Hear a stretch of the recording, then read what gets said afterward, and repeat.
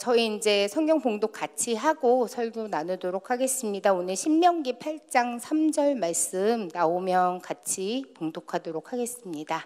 네, 나왔습니다. 같이 봉독하시겠습니다. 시작. 너를 낮추시며 너를 줄이게 하시며 또 너도 알지 못하며 내 조상들도 알지 못하던 만나를 내게 먹이신 것은 사람이 떡으로만 사는 것이 아니요 여호와의 입에서 나오는 모든 말씀으로 사는 줄을 내가 알게 하려 하심이니라. 아멘. 여러분들 아시고 계실지 모르겠지만 저희가 시리즈 설교를 지금 하고 있는데 오늘 세 번째 시간이에요. 그래서 혹시 못 들으신 분들이 있으실까 봐 제가 첫 주에는 멈춰있는 시간에 하나님이 일하시는 것에 대해서 나눴고요. 저번 시간에는 마이너스의 시간 속에서도 하나님이 일하고 계심을 여러분들하고 나눴는데 오늘은 무엇에 대해서 나눌지 좀 이따가 또 소개를 시켜드리고 오늘 되게 많이 오셨는데 여러분들 추석 기간에 어디 좀 많이 갔다 오셨어요? 친척집도 아마 다녀오셨을 것 같고 여행을 다녀오신 분도 계실 것 같은데 제가 이제 우리나라에서 어떤 여행지를 갔는데 여기는 좀 되게 특이하다 이렇게 생각한 그런 여행지가 있어요. 제가 바다 이렇게 맛있는 게 많은데 이런 데는 많이 잘 돌아다니는데 좀 가지 않는 지역이 있어요. 제가 산에는 잘 안 가거든요. 일단 저는 산은 케이블카가 없으면 안 갑니다. 근데 이제 어떤 지역을 갔는데 여기 좀 되게 특이하다는 지역이 태백 혹시 가보셨어요? 태백이라는 지역에 갔는데 일단 저희 신랑이 그때 삼척에서 일을 해가지고 제가 거기 뭐 동굴도 있고 옆에 주변도 있고 이렇게 해서 가봤는데 거기 좀 되게 독특해요. 가면 여기는 내가 알던 산이랑 조금 다르네 이러는데 거기에 보면 이제 연탄을 이제 예전에 생산을 했어가지고 이제 석탄에 관한 그런 탄광이 굉장히 많이 있었죠. 그래서 지금은 가면 그냥 연탄 박물관이 있을 뿐이지 이제 저희가 이제 석탄을 지금은 연료로 많이 사용하지 않으니까 근데 아직도 있기는 있어요. 그래서 이제 뭐 시멘트 공장이 있고 막 이러는데 그 태백에 가는 길이 굉장히 고불고불하고 이제 차로 가기도 굉장히 힘든 그런 지역이었는데 그 지역이 옛날에 막 그랬대요. 개가 돈을 물고 다닌다고 그럴 정도로 굉장히 부유했던 그런 동네인데 불구하고 이제 집은 몇 채 없어요. 가면 이렇게 판잣집 같은 게 몇 개 있고 되게 이렇게 옆에 조금 개울이 흐르고 이래서 거기 가는 길 자체도 굉장히 어려운데 가면 좀 이상한 게 있어요. 이 동네는 여기 왜 이렇게 크지? 이런 생각을 해요. 가면 기차역이 굉장히 크게 있는 걸 볼 수가 있는데 우리나라 옛날에 석탄을 캐면요. 그 태백에는 길이 꼬불꼬불해서 자동차로 이제 석탄을 옮기는 게 굉장히 힘들었다고 해요. 그래서 기차로 많은 석탄들을 한꺼번에 나르는 그런 역이 굉장히 발달해 있고 기차가 발달해 있는 걸 볼 수가 있는데 이 태백에는 굉장히 특이한 방법으로 운행이 돼요. 그 기차가 그 스위치백이라는 그 방법으로 운행이 되는데 이게 이제 쉽게 말씀드리면 산을 이게 이제 석탄을 실었는데 이렇게 고바위를 가면 이 석탄이 다 쏟아지잖아요. 그러니까 그렇게 올라갈 수가 없는 거예요. 그래서 이 스위치백이라는 게 지그재그로 이렇게 산을 굉장히 천천히 올라가는 그런 방식으로 돼 있는데 이 스위치백으로 가다 보니까 얘가 갔다가 좀 뒤로 뺐다가 다시 이렇게 가는데 살짝 돌아가니까 우리가 눈으로 봤을 때는 왜 제자리에서 이렇게 빙글빙글 도는 것 같다라는 생각으로 그렇게 들 정도로 굉장히 천천히 뒤로 뺐다가 조금 갔다가 이런 방식으로 운영이 되는 열차가 있습니다. 그래서 이제 그 열차가 엄청 많이 그곳에 가가지고 우리나라의 발전을 일으켰을 거 아니에요. 석탄이 그 당시에 많이 우리 옛날에 연탄은 다 뗐던 것 같아요. 저희 집에도 연탄을 뗐었는데 굉장히 발전이 됐는데 지금은 굉장히 쇠락한 도시가 될 수밖에 없는 게 이제 연료에 전환이 돼서 그렇게 되었는데 제가 이제 얼마 전에 정선에 또 아이들이랑 갔는데 추추파크라는 그 역이 생겼어요. 그래서 이제 이 열차를 굉장히 멋지게 바꿔가지고 그 스위치백 방법으로 산을 올라가는 그 체험을 할 수 있는 그런 역이 생겼습니다. 아마 이제 우리가 그런 생각이 들었을 거예요. 옛날에는 이렇게 빙글빙글 돌던 열차가 되게 쇠퇴했는데 그리고 그 당시만 기억하는 분들은 태백이 이제 몰락했지라고 생각을 했을 텐데 지금은 그 길을 보면서 와 이 길이 우리나라를 이렇게 부자로 만든 길이구나, 우리나라를 세웠던 길이구나, 역사의 길이구나, 이렇게 생각이 될 거라고 이제 생각이 듭니다. 그래서 저는 오늘 이 이야기를 왜 여러분들하고 나눴냐 하면, 이 스위치백 같은 인생이 굉장히 빙글빙글 도는 인생으로 보이거든요. 왜냐하면 산을 바로 넘어가면, 터널로 뚫고 가면 얼마나 금세 갈 수 있는 길인데, 제가 옛날에 이제 그 강원도에 갈 때 그런 기차의 형식으로 가니까 우리나라에서 여기서 저기 가는데 한 9시간 걸리더라고요. 근데 그렇게 제자리 걸음을 가는, 천천히 가는 그 길 가운데도 실은 목적지에 당도하는 것들을 보면서, 아, 우리 인생 속에서도 실은 이런 길들이 있지 않을까라는 생각이 들었습니다. 그래서 제가 여러분들하고 오늘 나누고 싶었던 건 이런 거예요. 우리가 살다 보면, 아, 나 왜 이렇게 제자리 걸음만 하고 있는 것 같지? 왜 메비우스의 띠처럼 뭔가 목적지를 향해서 열심히 가려고 계속 하고 있는데 왜 이렇게 잘 안 되지? 이런 생각이 되게 많이 들 때가 있는 것 같아요. 그래서 혹시 내가 지금 인생 가운데 똑같은 자리에 머무르고 있는 것 같을 때 하나님이 여러분들에게 어떤 일을 하시고 계시는지에 대해서 나눠보려고 합니다. 그 대표적인 인물들을 저는 오늘 이스라엘 백성으로 첫 번째 여러분들에게 설명드리고 싶었는데요. 이 이스라엘 백성들이 이제 이집트를 떠나서 가나안을 향해 가고 있었습니다. 홍해가 막 갈라지고 너무 좋았지 않겠어요? 매를 맞아가면서 뭔가 일을 하고 있었는데, 이제 내가 꿈꾸던 어떤 새로운 세계로 간다고 했을 때 그 막 벅차오르는 그 상황에 그들이 마주친 건 광야라는 땅이었어요. 근데 그들이 거기서 굉장히 유명하죠. 40년이나 있었다는 걸 보면 굉장히 그들이 그 땅을 계속 돌고 있는 느낌을 받지 않았을까 생각이 듭니다. 실은 이 광야는요 320km밖에 되지 않는데요. 그러니까 제가 예전에 여러분들 믿지 않겠지만 헬스를 할 때 이제 그 운동을 할 때 보면 1시간이 굉장히 빠르게 뛰면 한 6km 정도, 믿어지시지 않겠지만 6km 정도로 놓고 뛰었는데, 그러면 320km가 굉장히 먼 거리는 아니잖아요. 그래서 이게 이제 바닷길로 가면 한 2주 정도면 다다를 수 있는 길인데, 2주의 길을 40년 동안 걸었던 그 이스라엘 백성들이 얼마나 지루했겠어요. 얼마나 허무했겠어요. 아무것도 없잖아요, 광야에. 그래서 나 혼자 버려져 있는 그 느낌에서 그들이 이렇게 얘기했겠죠. 하나님이 우리 버리셨어. 이렇게 이야기를 하면서 우리를 여기를 죽이려고 데리고 오셨잖아. 이런 불평불만을 계속 내뱉는 모습을 볼 수 있습니다. 근데 우리도 똑같아요. 하나님 왜 제가 맨날 이런 길에 서 있죠?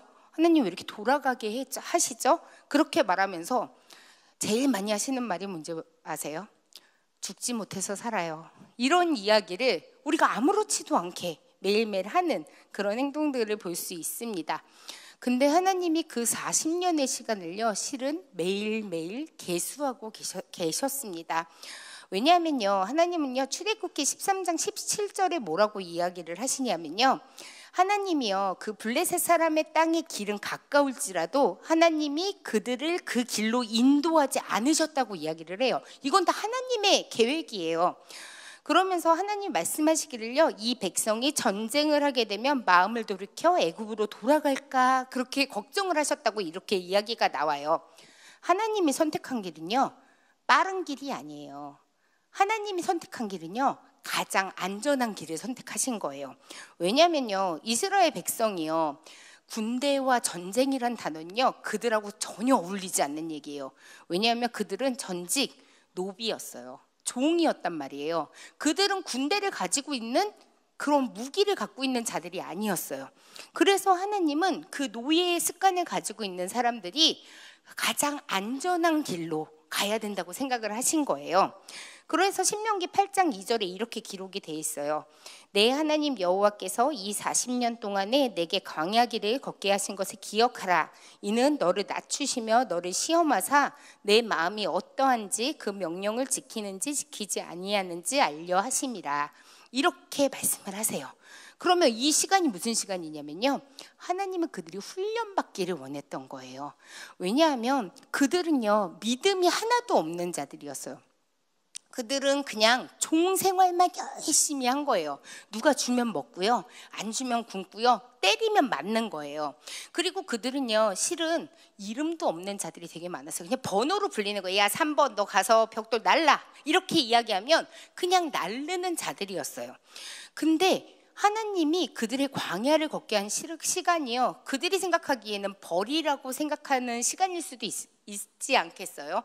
근데 실은 그 시간은 하나님이 그들을 훈련시키는 그런 시간입니다.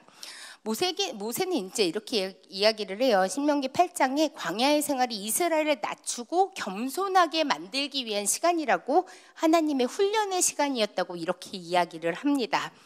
근데 그들은요, 실은 방향을 잃고 있는 것 같지만요, 하나님이 그들에게 계속 교육을 해주고 있는 것을 우리가 알 수 있어요. 그리고 그들이 이제 거기서 배워야 하는 건 뭐냐면요, 가나안에 들어가서 내가 어떻게 살아야 할지에 대해서 미리 공부를 시켜주는 그런 모습이 나옵니다. 신명기 4장 13절에 보면요, 뭐라고 얘기했냐면요, 우리가 되게 잘 아는 것이 나와요. 거기에 보면요, 10계명을 가르쳐 주세요.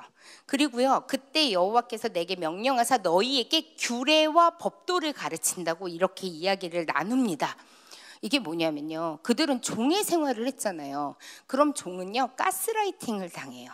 나의 생각은 하나도 없는 거예요. 누군가 나한테 시킨 것만 잘 하는 것들이 종이 하는 건데요, 십계명이라는 게요, 여러분들이 생각하시기에는 당연한 거 아니야? 사람 죽이면 안 되는 거 아니야? 당연히 그렇게 생각할 수 있겠지만 그 당시의 종들은 그런 생각을 할 수가 없는 거예요. 그러니까 살인하지 말고, 간음하지 말고, 남의 것을 탐내지 않고, 이런 교육들을 하나님께서 이 광야에서 가르쳐 주시는 모습을 우리가 볼 수가 있는 거예요. 그래서 하나님은요, 가나안에 들어가는 것이 목표로 삼는 게 아니고요, 이 땅에 가서도요, 내가 하나님의 백성임을 알게 하려고 이 광야의 시간들을 허락해 주시는 걸 알 수 있는 것입니다. 광야의 시험은 힘들잖아요. 그러면 우리는 다 그렇게, 광야의 생활이 버리고 시험이다, 이렇게 생각하잖아요. 근데 진짜 시험은요, 가나안에서부터 시작하는 거예요. 왜냐하면 가나안에 들어가면요, 이런 걸 가르쳐 주는 사람이 하나도 없어요. 그 안에 들어가면요, 살아내야 되는 거예요. 근데 광야에서는 하나님이 계속 가르쳐 주는 거예요. 얘들아, 이렇게 살아야 돼. 이렇게 살아내야만 너희들이 가나안에 들어갈 수 있어 라고 이야기를 하는데, 가나안의 땅은요, 굉장히 풍요로운 땅이에요. 그럼 그 종의 생활을 하던 사람들이 어떻겠어요? 우리가 막 그런 얘기 있잖아요. 갑자기 되게 가난한 자가 벼락부자가 됐어. 그러면 그 사람들이 계획을 세워서 무언가를 잘 사는 게 아니고요, 대부분 로또를 맞거나, 그러니까 외국의 이제 자료들을 보면 어떤 복권을 맞은 사람이 그것을 잘 운영하지 못해서 다시 타락한 생활로 돌아가는 것들을 보면, 하나님께서 실은 그들에게 알려주고 싶었던 것은 앞으로 그 풍요의 땅에 들어가서 어떻게 살아내야 되는 거에 대해서 계속 알려주심을 알 수가 있습니다. 그러면서요, 어떻게 예배해야 되는지도 가르쳐줘요. 우상을 섬기지 말고요, 하나님을 사랑하는 방법에 대해서 계속적으로 이야기를 하는 것을 우리가 알 수 있습니다. 그래서 우리가 알 수 있는 게, 그들이 광야에서 배운 건 이런 거예요. 하나님과 올바른 관계를 맺는 법, 우상을 숭배하지 않는 법, 그리고 하나님이 사랑함을 알게 하는 것, 그리고 사람을 죽이거나 훔치거나 사랑을 빼앗거나 거짓을 말하는 게 나쁘다라는 그 기초적인 것을 다 가르쳐 주시는 그런 장면들이 나옵니다. 이 장면들이 나오는 건 그런 거예요. 환경이 변해도 그들이 넘어지지 않게 하기 위해서 하나님이 그들에게 계속 가르쳐 주심을 알 수 있습니다. 레위기에서도 계속 나오잖아요. 레위기 7장 37절에 보면, 이는 번제와 소제와 속죄제와 속건제와 위임식과 화목제의 규례라. 그러면서 규례라는 이야기가 계속적으로 반복이 나오는 이유가 다 이것 때문입니다. 근데 여러분들 학교 다닐 때 어떠셨어요? 저는 이제 초등학교 나올 때 하루가 너무 길었어요. 학교 갔다가 아침에 일어났다가 학교 갔다가 너무 재미가 없는 거예요. 근데 저희 아이가 저한테 똑같은 걸 물어보는 거예요.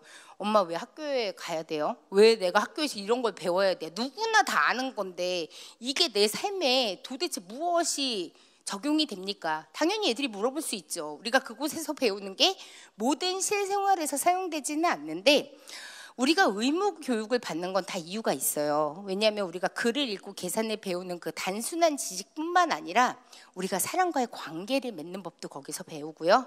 책임감과 배려도 배우는 곳이 바로 학교에서 배우는 것이잖아요. 그래서 하나님은 이스라엘 백성에게 이런 것들을 의무 교육처럼 가르쳐 주신 거예요. 근데 그 시간이 40년이라는 시간이 걸렸던 것인데 그거랑 똑같아요. 우리 애가 이런 거 배워서 어디다 쓰지 하면서 지겹고 맨날 똑같이 학교 가야 되고 왜 매번 다 똑같이 반복되느냐 묻는 것과 똑같이 하나님께 계속 되묻는 그런 모습들을 볼 수 있습니다. 근데 그들이 배워야 되는 건 딱 하나였어요. 내가 누구인지. 왜냐하면 그들은 하나님의 백성이라는 정체성이 하나도 없었어요. 왜냐하면 그들이 종이었기 때문에 아무것도 알 수 없었기 때문에 하나님이 40년 동안 가르친 건 딱 하나예요. 나는 너의 하나님 여호와다. 그리고 너희는 나의 백성이다. 이것을 40년 동안 배운 그 시간들이었습니다. 근데요, 우리도 똑같은 훈련을 계속 받고 있는 거예요. 하나님은 세상 속에서요, 돈과 건강, 관계, 자녀에 매여서요, 종처럼 살아가는 우리를 광야로 부르세요. 근데 우리는 그 광야를 고난이라고 생각하고 그냥 버리라고만 생각하는 거예요. 그러면서 매번 불평불만 막 하는 그런 모습들이 우리에게 있습니다. 근데 이 고난의 시간은요, 결코 그냥 흘러가는 시간이 아니에요. 그 시간은요, 실은 하나님의 계획표 안에 원래 다 들어있던 진행되고 있는 시간입니다. 하나님은요, 그들을요 한 번도 버려둔 적이 없어요. 그게 성경의 모든 증거로 나오잖아요. 출애굽기 13장 21절에서 22절 여러분들이 너무 잘 아는 구절인데요. 여호와께서 그들 앞에서 가시며 낮에는 구름 기둥으로 그들의 길을 인도하시고 밤에는 불 기둥으로 그들에게 비추사 낮이나 밤이나 진행하게 하시니 낮에는 구름 기둥 밤에는 불 기둥이 백성 앞에서 떠나지 아니하니라. 이렇게 이야기가 나오잖아요. 광야에 가면 아무것도 없어요. 지붕도 없고요, 우물도 없고요, 화장실도 없고요. 그냥 광활한 벌판입니다. 근데 하나님이요, 그들에게 더우면 구름 기둥을 주시고요, 추우면 불기둥을 주시는 거예요. 근데 그냥 주는 걸로 머무르지 않아요. 여기에 성경에 보면요, 백성 앞에서 떠나지도 않고요, 인도하신다고 나와요. 구름은요, 하나님의 모습을 나타내요. 하나님의 현현을 나타내는 거거든요. 근데 그 구름이요, 앞서 나가는 거예요. 광야에 길이 없잖아요. 근데 하나님이 어떻게 보면 뺑글뺑글 똑같은 길을 계속 도는 것 같이 보이는데도요, 하나님은 한 번도 그들보다 뒤에 계신 적이 없었어요.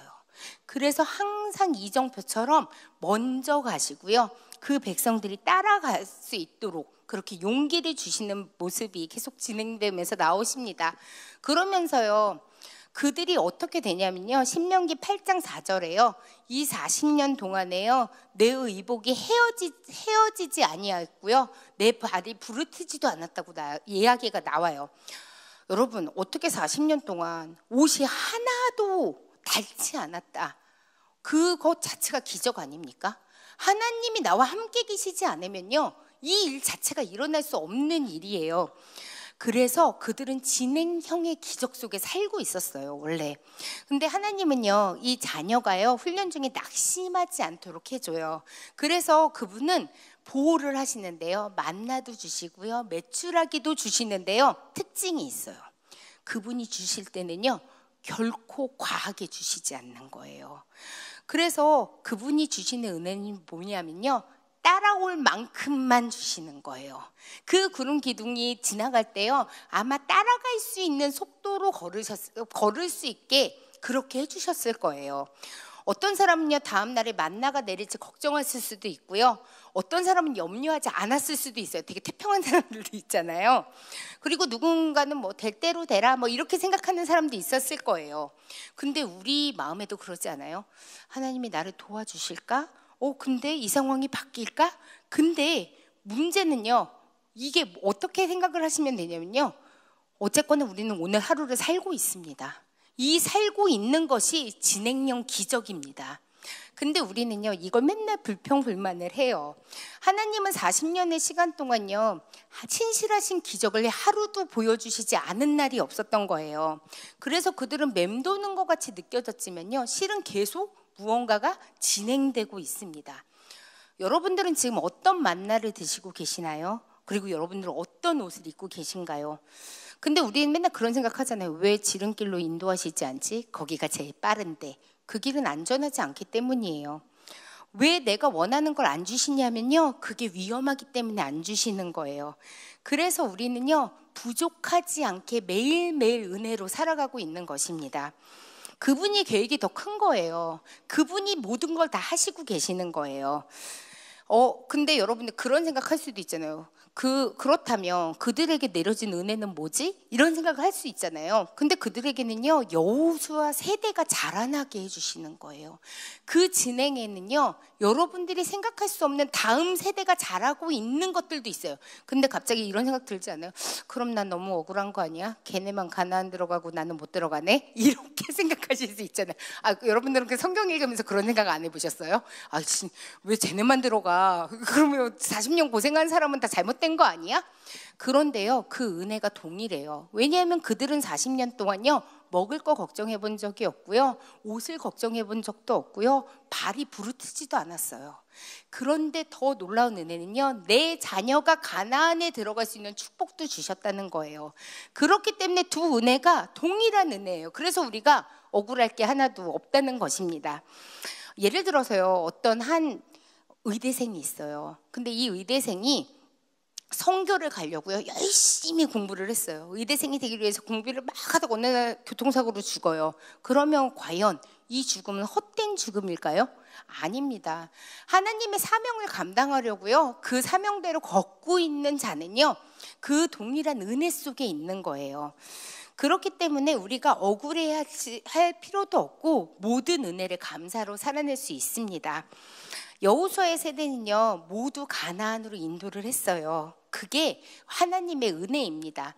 신명기 1장 8절에 보면 이렇게 나와요. 내가 너희의 조상 아브라함과 이삭과 야곱에게 맹세하여 그들과 그들의 후손에게 주리라. 한 땅이 너희 앞에 있으니 들어가서 그 땅을 차지할지니라. 이렇게 말씀하시잖아요. 얼마나 좋아요. 값없이 주신 은혜잖아요. 내가 달라고 하지 않았는데도요, 하나님이 내 자녀들을 위해서 준비해 주시고요, 그 축복의 대를 이어서 같이 해주시는 은혜를 항상 느낄 수 있는 것입니다.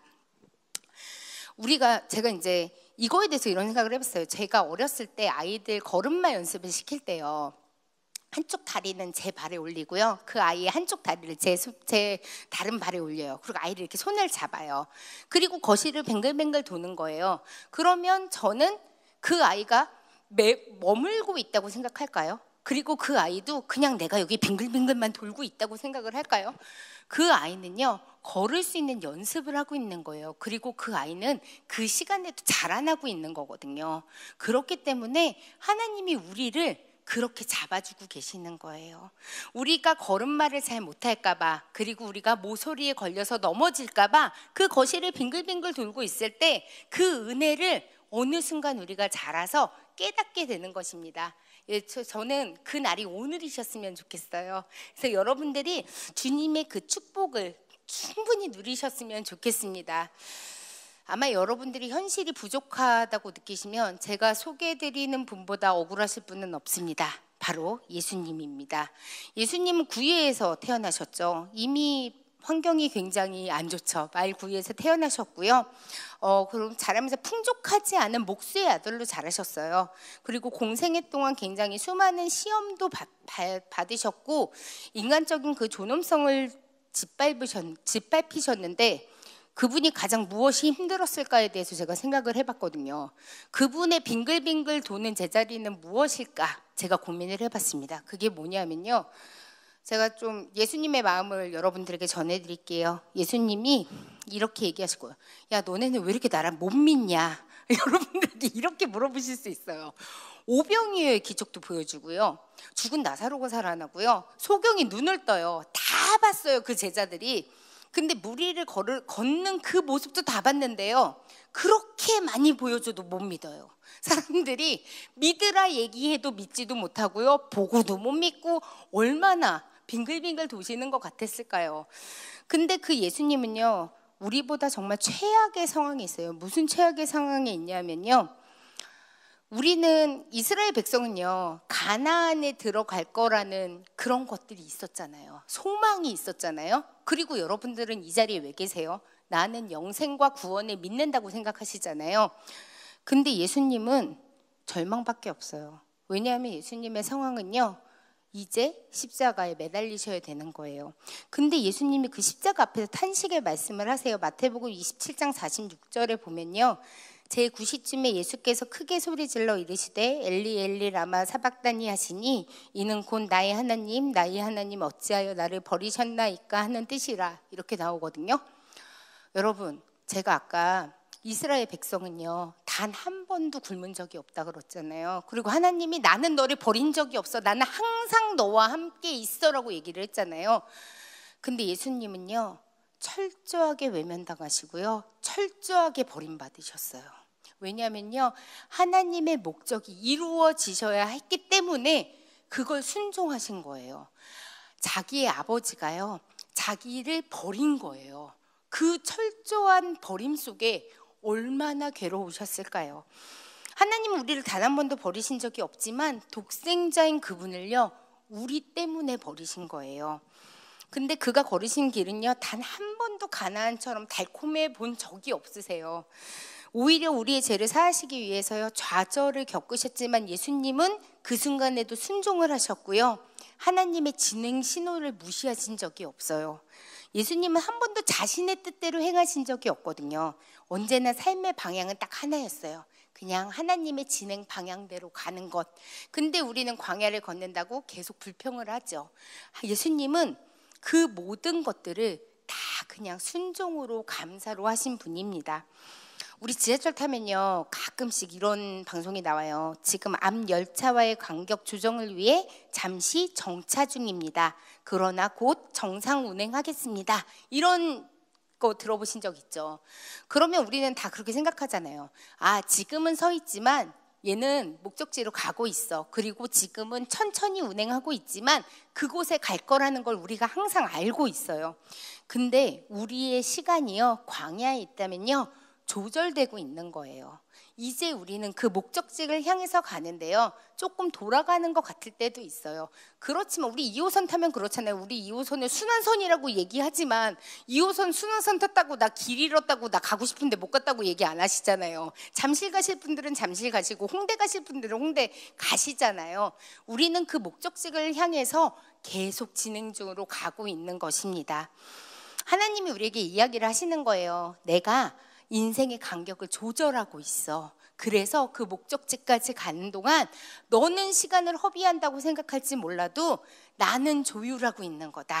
이렇게 말씀하시는 것입니다. 만약에요, 우리가 그런 경우 있잖아요. 같은 문제를 계속 고민해요. 그리고 같은 기도 제목을 계속 들고 있어요. 그리고 이것들이 안 된다고 생각될 땐 예수님도 똑같은 길을 걸으셨다고 생각하시면 됩니다. 그분은 아버지의 시간표를요, 순종으로 하신 분이에요. 그리고 아버지의 카운트다운을 신뢰하신 분입니다. 우리가요, 돌아가는 것처럼 보여도요, 이 목적지가 딱 하나인 것을 기억하면요, 돌아가는 것 아무것도 아닙니다. 돌아가면 어때요? 가기만 하면 되는 거 아닙니까? 하나님 성경에서요, 말씀하시는데 이사야 말씀 저희 이제 마지막으로 같이 읽으실 건데요, 이사야 43장 19절부터 21절까지 좀 긴데요, 같이 봉독하시도록 하겠습니다. 시작. 보라, 내가 새 일을 행하리니 이제 나타낼 것이라. 너희가 그것을 알지 못하겠느냐? 반드시 내가 광야의 길을 사막의 강을 내리니 장차 들짐승 곧 승냥이와 타조도 나를 존경할 것은 내가 광야의 물을 사막의 강들을 내어 내 백성 내가 택한 자에게 마시게 할 것임이라. 이 백성은 내가 나를 위하여 지었나니 나를 찬송하게 하려 함이니라. 아멘. 여러분, 이제 오늘 꼭 기억하시고 결단하셔야 돼요. 지금 현실에 반복되는 문제하고 지루하고 힘겨워하는 그 모든 순간들은요, 하나님이 새해를 이루시기 위한 준비의 시간이십니다. 그리고 여러분들을 위해서 이미 길을 세우고 계셨고요, 이미 진행되고 있어요. 저만 못 느끼고요, 우리만 못 느끼고 있는 것입니다. 하나님께서 광야로 부르시면요, 열심히 뛰어가세요. 그리고 그 광야는요, 너무나 감사한 건요, 하나님과 나밖에 없는 곳이에요. 그곳에서 하나님이 여러분들에게 얘기하시잖아요. 내가 다 책임질게. 내가 너의 모든 것, 의복부터 건강, 그 다음에 먹을 것, 뭐 하나 빠지지 않게 내가 다 채워주시라 말씀하십니다. 우리가 해야 되는 건요, 딱 하나예요. 그냥 그분 손 잡고 천천히 걸어가면 됩니다. 그래서 그 길 끝에 우리가 그 하나님의 구원 앞에 또 하나님의 영광 앞에 서실 때 하나님이 정말 여러분들 부르시고 정말 기쁨으로 맞이해 주실 것입니다. 그래서 오늘 우리 모두 아멘으로 화답하며 하나님 만나러 가시기를, 그리고 결단하시는 그런 금요일 저녁 되시기를 주님의 이름으로 축원합니다. 기도하시겠습니다.